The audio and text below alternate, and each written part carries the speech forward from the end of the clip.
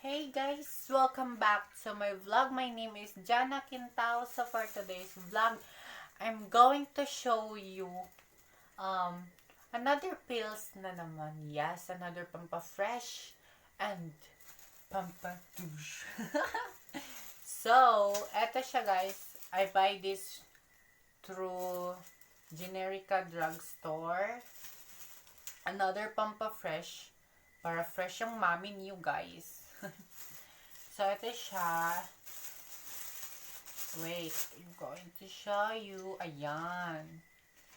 Tanan! True my 2 micro pills for our fresh looking. Ayan. So, mahihinog na tayo sa kakatik natin dito.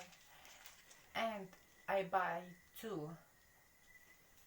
Ayan guys. So, ito yung mga bago kong collection. Char! Pampa-fresh na collection. So, ubos na yung isang tab kong micro pills. So, ipapakita ko sa inyo yung isang tab ko na naubos ko. Ngayon lang, na-take ko yung isang pills for the last. Pills for the last.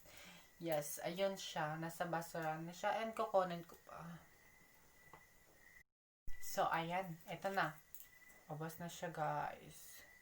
For 21 days. Ayan. Micro pills. Yan. 21 days lang to. Because it's for 21 tablets only. Ayan. And, 3 na lahat ng ganito ko. May nabuksan na ako. And, papakita ko sa inyo. Wait for a minute. So, guys. Ito na siya. 3 na lahat. Isa. Ayan, hindi pa siya ito pa. Taran! Ito yung kakabili ko kanina sa Generica Pharmacy.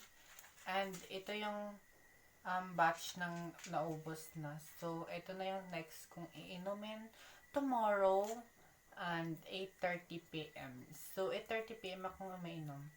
So, I will make some vlog na lang about kung ano mas magandang oras na inumin yung pills.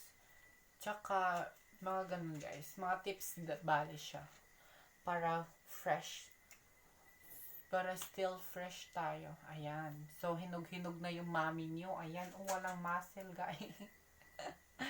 So, that's it for today's video. And please don't forget to like, share, subscribe, and click the notification bell para lagi kayong updated sa mga bago kong videos. Bye! Keep safe!